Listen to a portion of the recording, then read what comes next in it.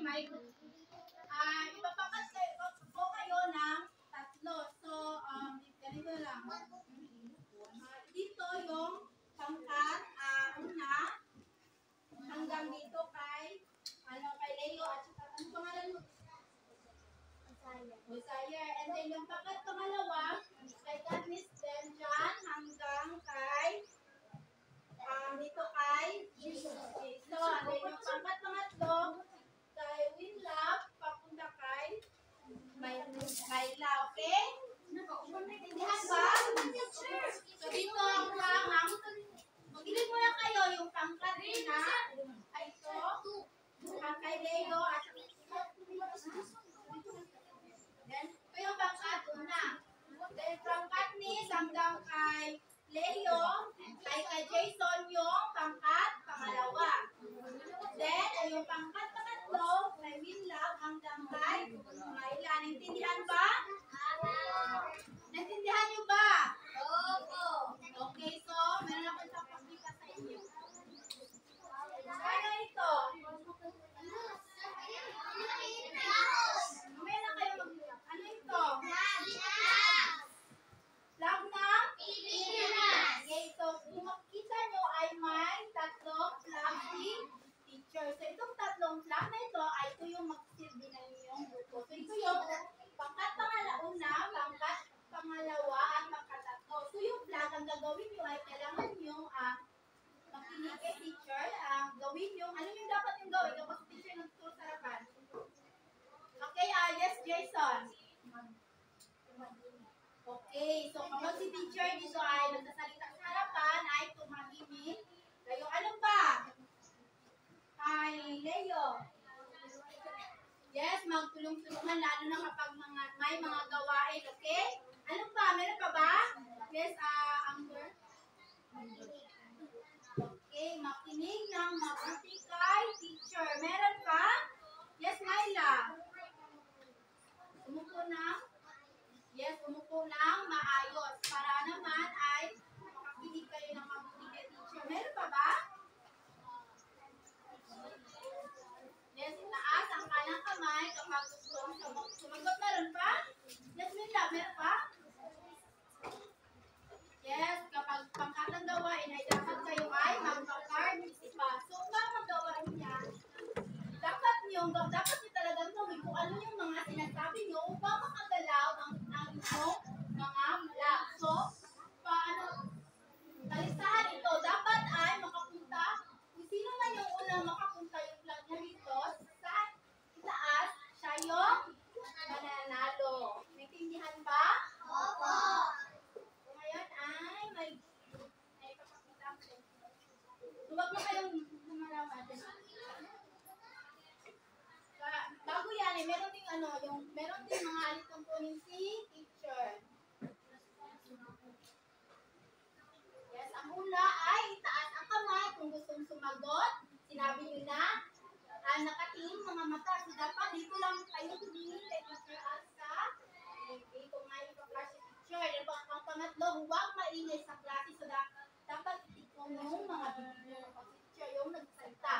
Pang-apat, makinig ng mabuti sa talakayan. Dapat kayo makinig ng mabuti sa talakayan upang meron kayong matutunan sa klase. Naintindihan ba? Opo.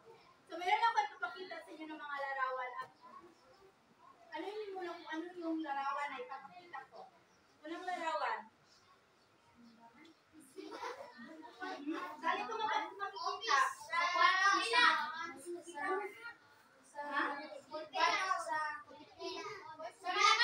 Malacanang. Okay, makikita ito sa Malacanang.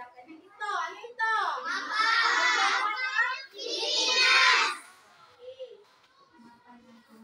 Ito, sino ito? Mga? Tao! Mga tao at may hawak-hawak sila? Flag! So, ano ito? Flag! Flag! Okay, so alam niyo talaga. So, ito yung flag ng Philippines. At ito makita ito sa Malacanang. Yan, sa Malacanang. Ito yung mga estado ito, diba? Ito yung mapa ng Pilipinas. So, ngayon ay nagagawin kayong activity na by group ito. Saan yung pangkat una? Sige, huwag niyo munang buksan ha. Pangkat pangalawa. Then pangkat pangatlo.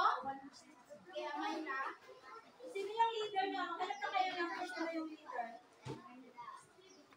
So, huwag munang buksan. So, sa loob dyan ay may Manila paper at may isang salita dyan na naka-scramble.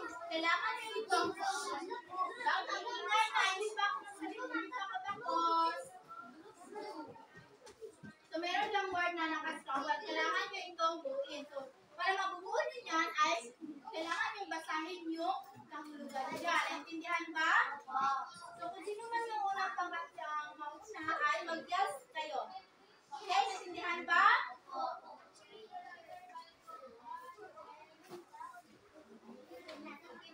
So, pwede nyo na buksan yung ano, envelope. Buksan nyo na.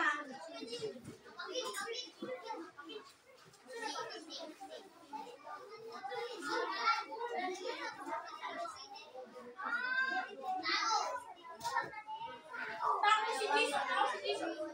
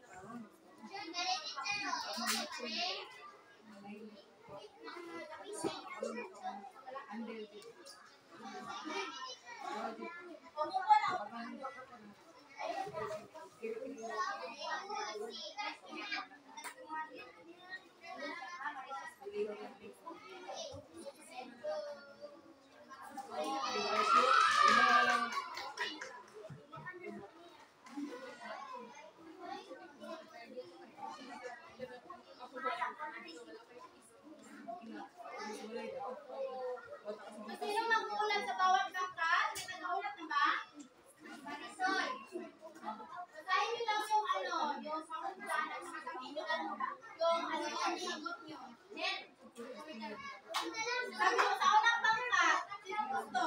Ikaw? Sige, Leo. Si Leo yung sa unang pangkat. Sa pangalawang pangkat. Yan, pangatlong pangkat.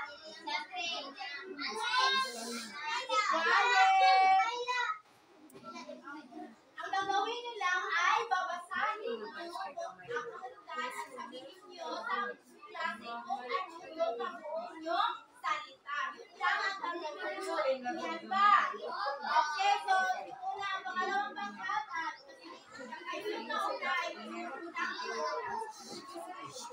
bigyan na kita ng bigyan. Quiet na class. Why? Ako na yung sige na, magulat na si Bella.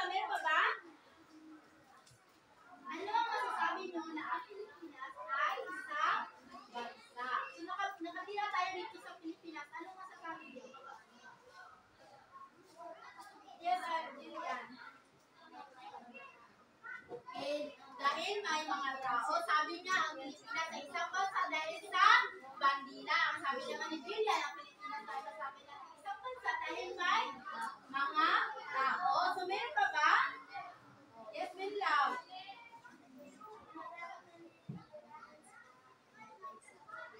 Okay, maraming naninilahan sa bansa.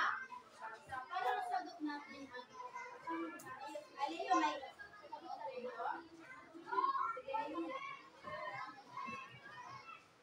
okay, dahil may mga bahay. So, pang masagot niyo natin ang inyong mga katanungan ay gusto ni teacher na makinig kayong mabuti sa ating talakayan ngayong hapon. So, ang ating aralin ay tungkol sa basahin? Malalaki natin kung ano-ano yung mga apat na elemento ng isang estado. So, next. So, bago yan, basahin mo na. Wait, sige.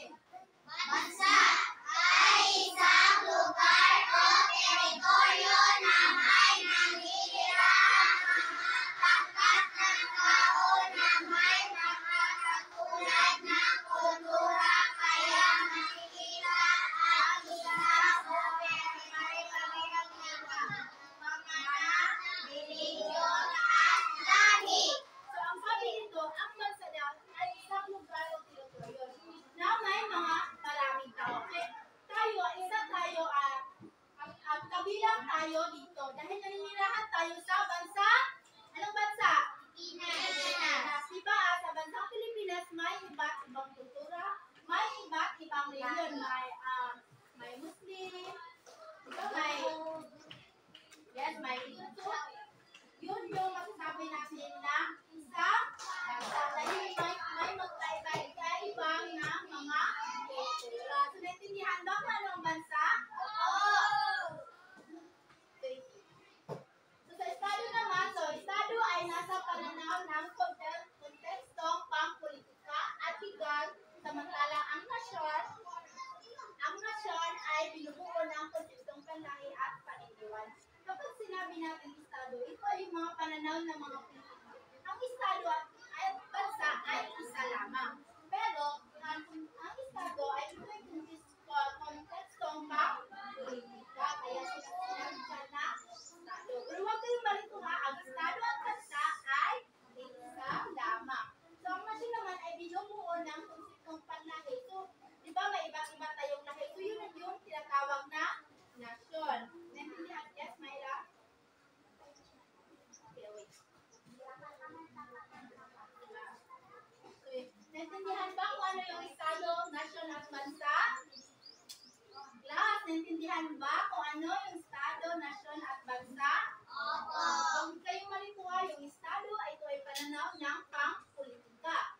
Kapag sinabi natin ng bansa, ito ay tumutukoy ng mga taong naninirahan sa isang bansa na may ibang kultura, lahi, relihiyon. Naintindihan ba? Opo. So, tapos na naman. Yes, Sarah. So, yung topic natin ay tungkol sa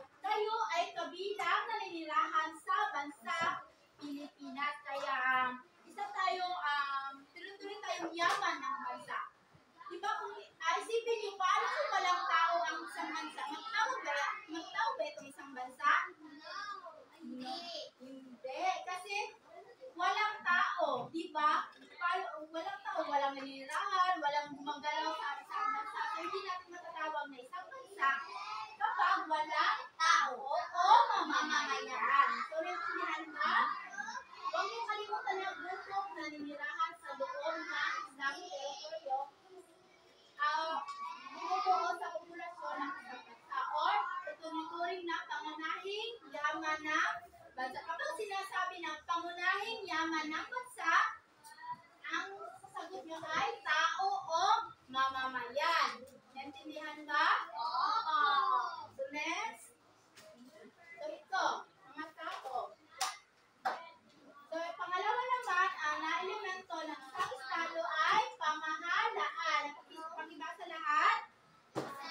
Teka lang, gusto kong bumasa lahat. Ang mata, saan nga ang mata? Sa TV. So gusto ni teacher, basahin nyo kung ano yung nasa TV. Okay, 1, 2, 3, go! Pamahalaan, isang samahan o organisasyon politikal na itinatulog ng mga grupo ng tao na naglalayong makaayusan at pagpapili ng isang sivilisasyong unlanan. So ito, pamahalaan. So dito sa loob ng Kongreso, dito yung mga taong gumagawa ng batas upang mapapanatili ang kaayusan ng isang bansa. So sila yung parang leader natin. Diba? Sino nga yung pangulo natin? Si Bongbong Marcos. Okay, si Bongbong Marcos. So may kilala ba kayong mga senador? Okay, sino sila? Naglangit kayo ng dalawa. Sino sila? Si Duterte ay dahil sa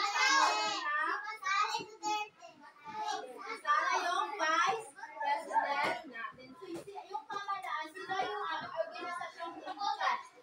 Quiet lang, makinig kayo. At dito sa loob ng isang kongreso, dito sila gumagawa ng batas. So, bago sila gumawa ng batas, ang maraming prosito yung pinagdadaanan nila upang maging legal ang batas na kanilang ginawa. So kung walang pamahalaan, ay ano mangyayari sa bansang Pilipinas? Magulo-gulo. Okay, magulo. Okay, tama. Yes, magulo talaga kapag quiet. Halika pa si teacher. Open yung mouth, teacher. So, kapag walang pamahalaan, magulo talaga ang isang bansa. Kasi sila yung ang gumagawa ng batas na makakabuti para sa atin. Intindihan ba? Kapag sinabi ko yan sa buong politikal na gumagawa ng batas na para sa kaayusan ng isang bansa. Intindihan ba kung anong pamahalaan? Opo! Okay, next. So, ang pangalan. Sino nga ito? Si President. Lagyan nyo rin ang president kasi president natin siya. President Bongbong Marcos.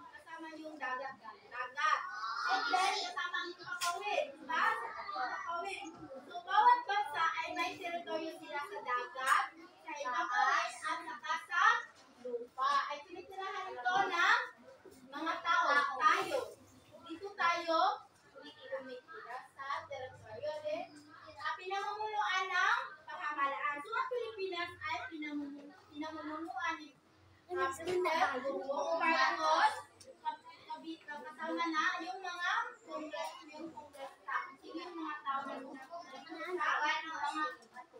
yes, sa loob ng isang kongreso. So, naintindihan ba yung teritoryo? So, kapag sinasabi natin teritoryo, ito yung tumutukoy sa lawak ng lupain, na tubigan, at himpapawid na sakop ng isang bansa. Naintindihan ba? So, halimbawa nito, di ba ito yung Pilipinas. Diba? So, ito yung katubigan na sakop ng Pilipinas. And then, yung ano yung sa katubigan, yun din yung sakop ng, kasi ipapawid yun yung haba ng sakop ng Pilipinas. Kaya, yung mga tao sa Pilipinas ay may karapatan na pangalagaan ang katubigan at saka yung himpapawid. So bilang isang Pilipino, paano ba masasabi na pinangangalagaan mo ang iyong bansa? Oh yes, we love. Okay, so wag magtapo ng basura sa dagat, di ba sinabi dito ay kasama ang katubigan sa isang teritoryo. So ano pang kasilap? Pangatlo?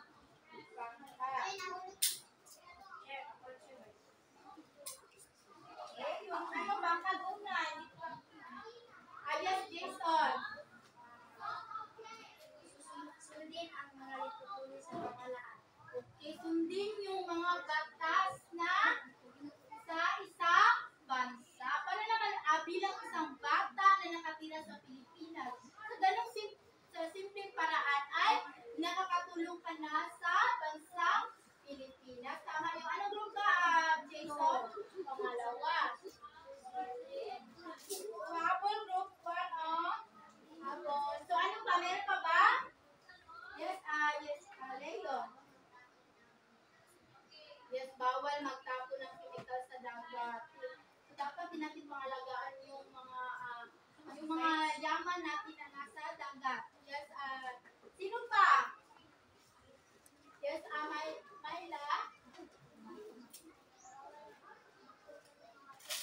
Yes, bawal magputol ng mga puno. So, sa ganung paraan mga bata, ay nakakatulong kayo upang mapangalagaan natin ang isang bansa. Naintindihan ba? Okay. Next is, so ito, United Nations Convention on the Law of the Sea,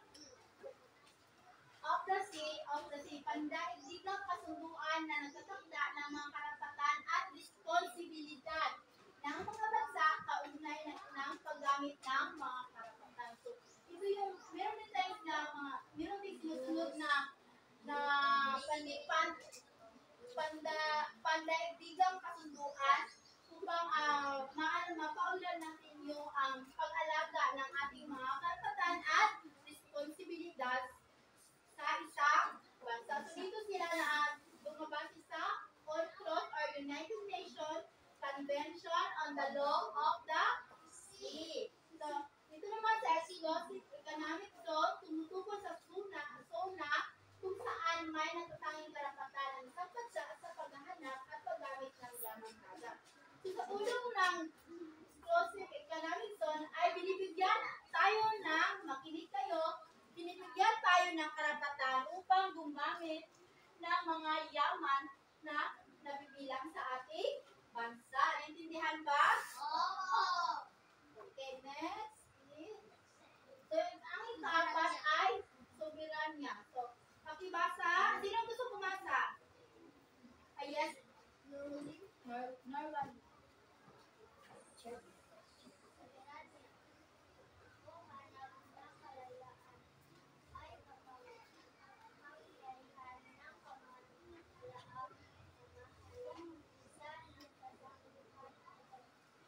kapag yung sinasabi, yes, sa amahan ko ng maupo, thank you. Kapag sinasabi natin ng soberanya ay kalayaan at kapangyarihan natin na mamamahala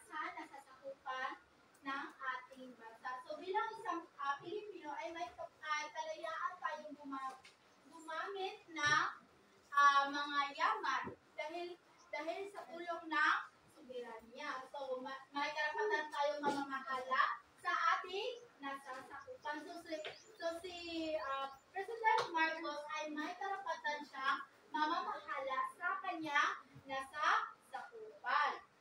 So, ang soberanya ay nahahati sa dalawa. So, dalawang dimensyon ng soberanya. So, sino ang gusto bumasa sa una? Ay, ibang kamay naman. Ulit-ulit na lang. Ibang kamay. Ibang kamay dito. May gusto pang bumasa? Yes, Amber. Dito sa A. Ang loob, internal sovereignty. Ng Estado, pasunurin ang lahat ng mga tao at bumunuan o kapangyarihan Pangangasiwaan. pangasiwaan ang lahat ng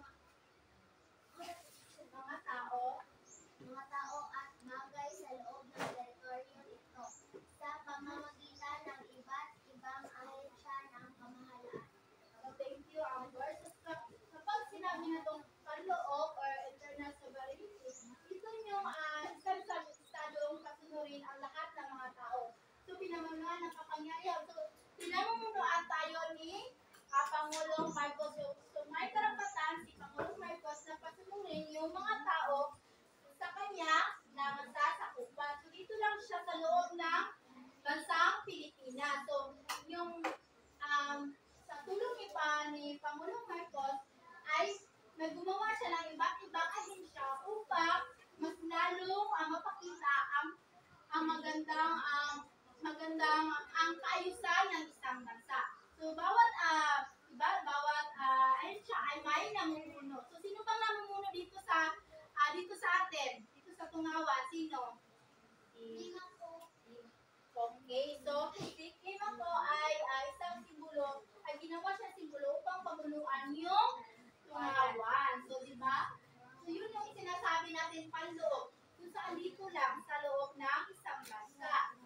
Okay, naintindihan ba kung ano yung internal sovereignty ng panloob na soberanya? Kapag panloob ay dito lang sa loob ng isang bansa ay hindi nakasama yung ibang bansa. So, wala kang karapatan ng wala kang karapatan at pasunurin yung ibang bansa. Kapag sinabi natin panloob, sa Pilipinas lamang. So, dito lang sa bansa Pilipinas. So, okay na. Sa pangalawa naman, sinong gusto bumasa? Dito muna tayo sa dalawa ko. Parang busy sila sa busy talaga. Gusto kong basahin mo yung pangalawa. Di ko rin gawin.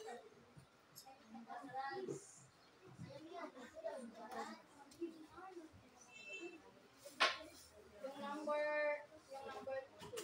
Soberanya. Lakasan mo para marinig ko. Sige. O, sige na.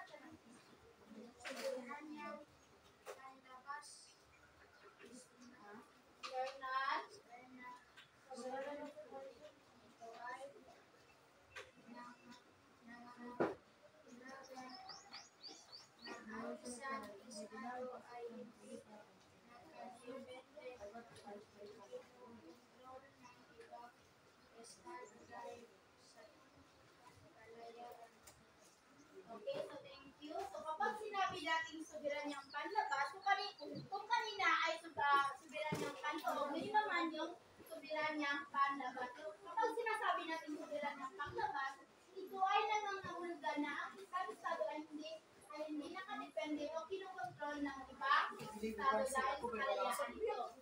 So hindi na ba tayo kinokontrol ng ibang bansa? Intindihan ba? Dapat yung Pilipinas ay hindi kinokontrol ng ibang bansa. Hindi tayo dapat sumunod kung ano yung gusto nila para sa atin. Halimbawa, gusto ng China, nagpatunod rin tayo sa kanila.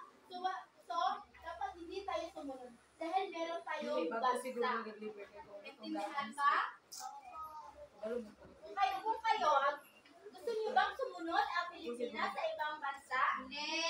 Okay, bakit sinasabi hindi? Kasi Kanya tayong bansa.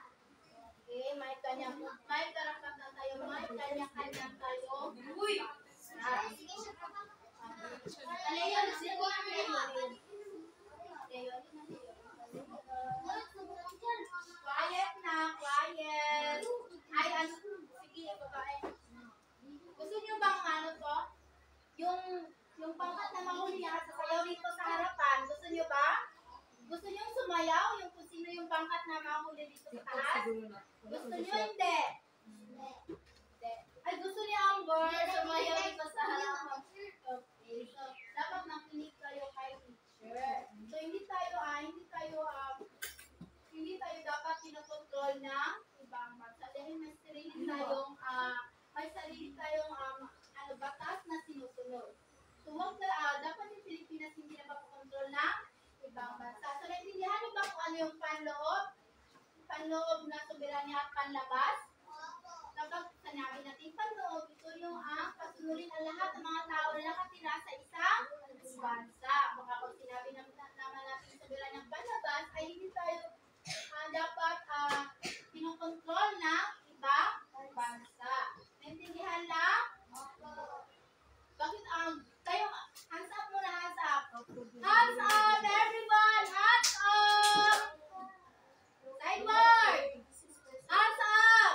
Sideward! Hands up! Sideward! Hands up! Tayo! Tayo! Okay, upo. Kasi natutulog na yung iba ha. Natutulog na. Hands up! Hands up! Sabi ko, hands up! Okay, okay na. Naintindihan yung dalawang dimension ng soberanya? Next tayo. So yun lang yung apat na elemento ng isang estado. So ngayon, magtatanong si teacher kung naintindihan niyo ba kung yung tinalakay natin. So ano-ano ang apat na elemento ng isang estado? Taas ang kamay! Kung gusto sumagot. Taas ang kamay. Yes!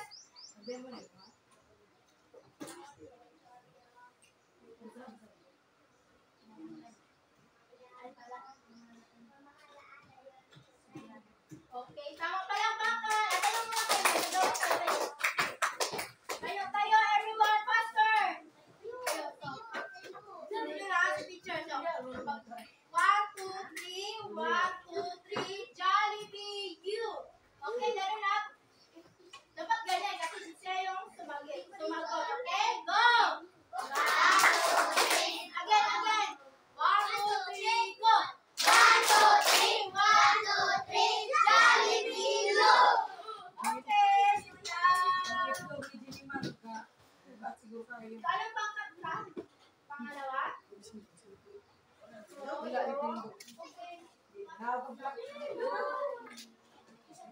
Gusto nyo mahuli ay mag-intermission dito sa harapan na kahit ano lang. Kahit ano. Okay. So, meron pang katanungan si teacher. Masasabi ba natin na ang isang bansa ay kapag wala yung apat na elemento, masasabi na ba natin na ang bansa ay isang bansa? Hindi. Bakit? Bakit? Bang kamay naman! Bang kamay! Kapag wala yung apat na elemento, masasabi ba natin na buo ang isang bansa? Hindi yung sagot nyo. So, bakit? Gusto. May ibang kamay pa? Si William at Jason at saka si... sige, dito ka, Ali.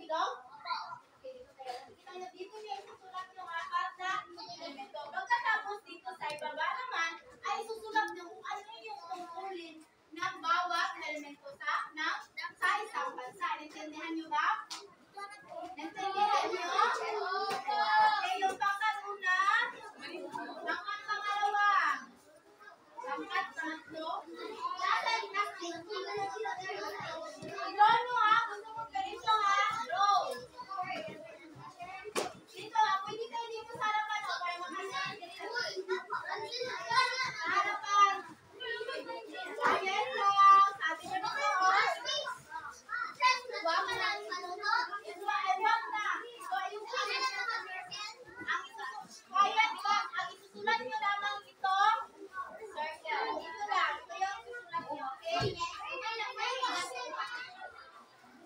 lang yung isusulat niyo sa Manila paper. Diba ano ito? Apat na element. So, ano yung mga flow?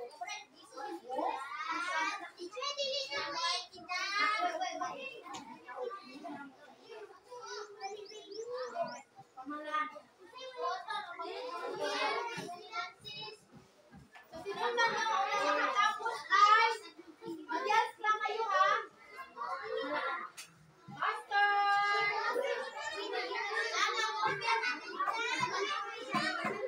Sibilan niya.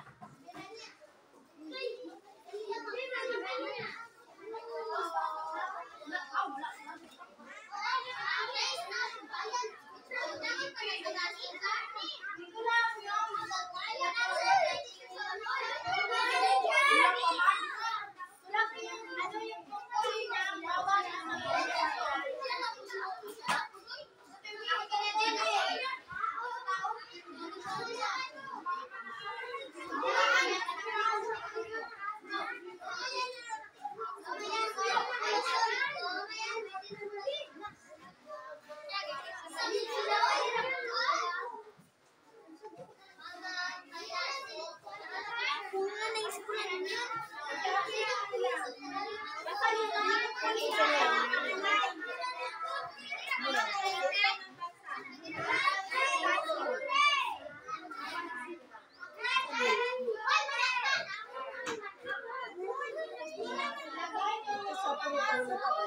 ang bawat elemento, wag niyo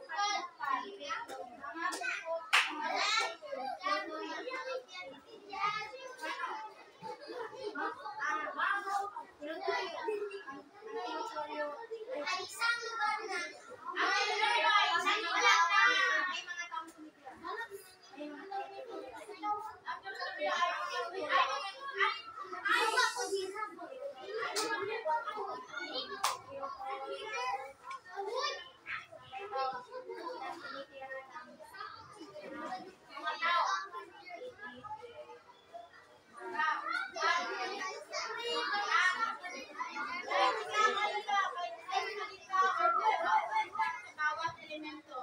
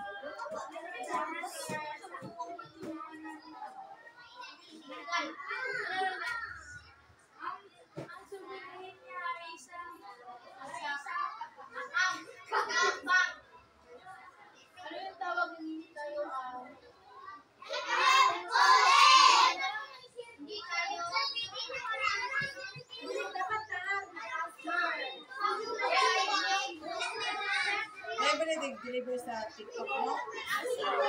Medyo ko daw yan po. Asa ba lang medyo ko? Ipin pa?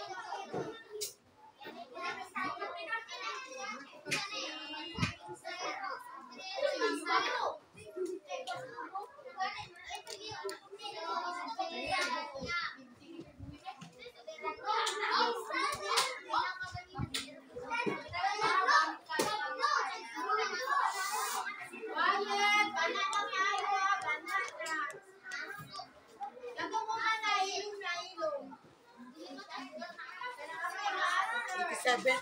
Kaya ito niya ba? Para sa ang tawag rin.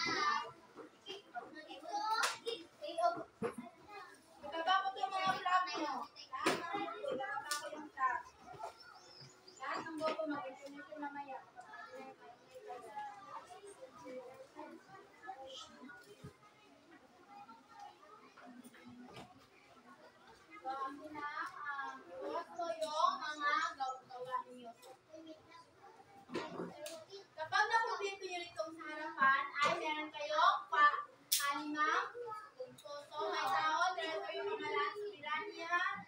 Okay? So, may limang puntos kayo. Kapag nakumpleto na ito sa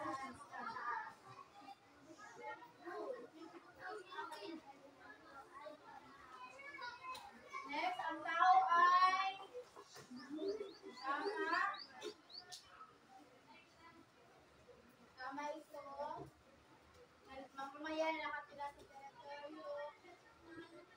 Kung walang tayo, hindi mabubuo ang isang bansa. So, ang pangalawa na teritoryo ay tinitirahan ng mga tao. Tama. Hindi mabubuo ang isang bansa kung walang apat na elemento. So, dapat specific nyo. So, dito yun na. Ang teritoryo ay kung saan nakatira ang mga tao or mga ito yung mga mga dagat, papawid. So, dito bibigyan natin sila ng 2 points.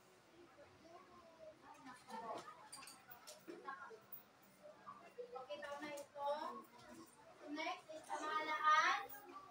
Dito gumagawa ng batas, tama? Pamahalaan ng kaayusan ng tulong na sa pamahalaan ay may kaayusan ng isang bansa, tama rin ito. Ito,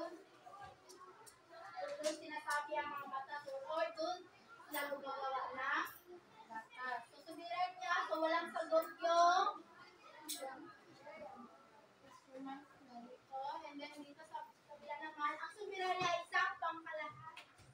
Lahat ng kapangyarihan, pangkalayaan at kapangyarihan. So, may kalayaan tayo dahil sa tulong ng isang soberanya sa tama. Then, next is, sakop na isang bansa na may namamahala. So, dito, nakakuha sila ng 10.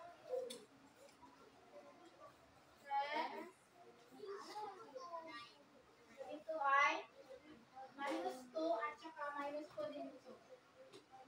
X, 2 points. So ito, wala 2 points. So 5, 6, 7, 8, 9.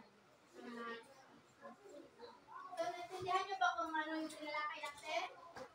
So dapat nakinig talaga kayo. So susukay, kumuha kayo ng isang papel. Kuha, dali. Kuha kayo. Kayo na yung gagawin pa kayo. Ito yung individual na gawain. Kapatid. Ito yung win-win. Or kahit sa notebook na ito, saan ba? Gusto ko sagutin nyo yung makinig kayo panuto. Lagyan ng check ang bilang ng pagkukusap na nagsabi ng elemento ng isang lugar para may turing na isang bansa. So, ikis naman kung hindi. Gawin ito sa sagutang papel. So, yung isulat mo lamang ay check at saka guess. Basahin ko lang ng mabuti. So, bibigyan ko lamang kayo ng 5 minuto para sumagot.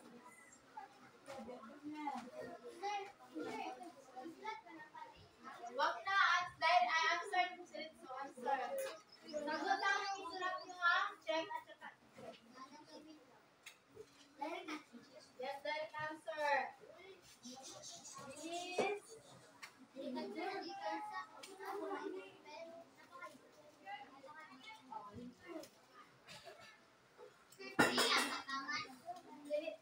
10 na siya.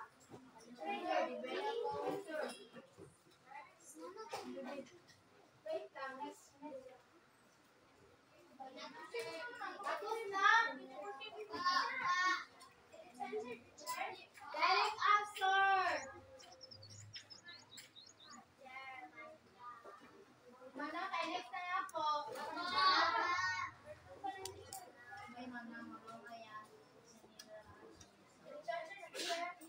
Direct answer, direct answer.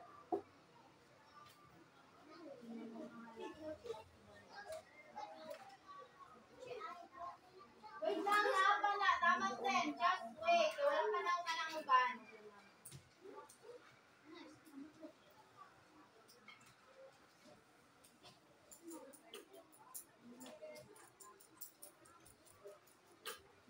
Tapos na? Next na nakuha. Winter. Number 4.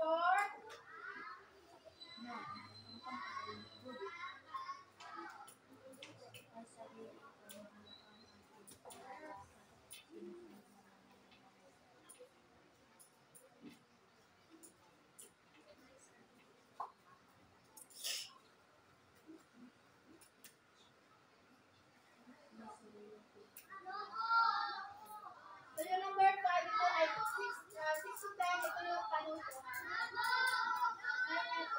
Ito yung panuto sa 6 hanggang sa 10.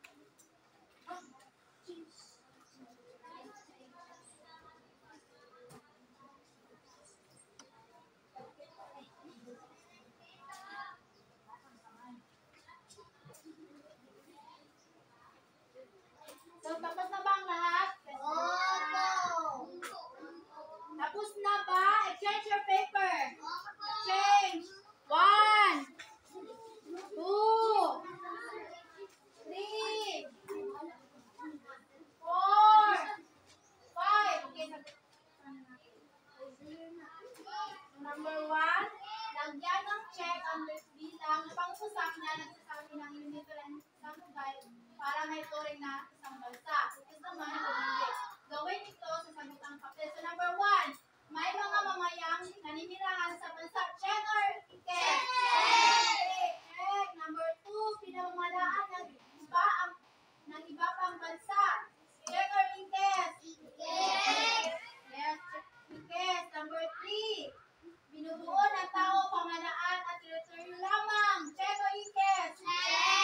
Kulang, check ba? Inkes, wala soberanya. Dapat na soberanya. Okay, number 4. May sarili pamalaan na kinikilala at sinusunod ng mga mamamayan. Check! Check! So number 5, may sariling teritoryo na tumutugtog sa lupain, katubigan, kasama na ang ipapawala. Check! May sariling teritoryo na bansa natin. So pangalawa naman, itulit ang masaya kung ang sinasabi ng pag-usap ay tama at malungkot kung mali. So number 6, ang Pilipinas ay isang bansa. Malungkot or masaya ba? Masaya. Number 7, hindi malaya ang Pilipinas eh hindi ito isang bansa. Isang. Number 8, bawat teritoryo at pamalaan lamang ang kailangan para maging isang bansa. Masaya hindi? Anong kulang? Okay. So, malungkot. May kulang na soberanya. Number 9. Ang China ay may tuturing na isang bansa dahil ito ay malaya. May sariling teritoryo at pamalaan. Ang happy. Number 10. Ang lugar na pinakakialaman ng isang bansa ay wala sariling pamalaan ay hindi may turing na bansa. Sabi natin. Happy, tama. Ang lugar ay wala sariling pamalaan. So, happy yun.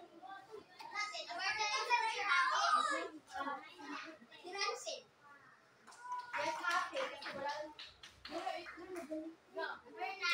Number 9, kay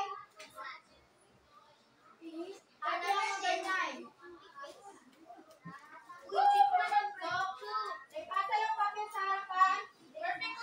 Pasa. Pasa. So, tingnan natin yung zero yung sasaya dito.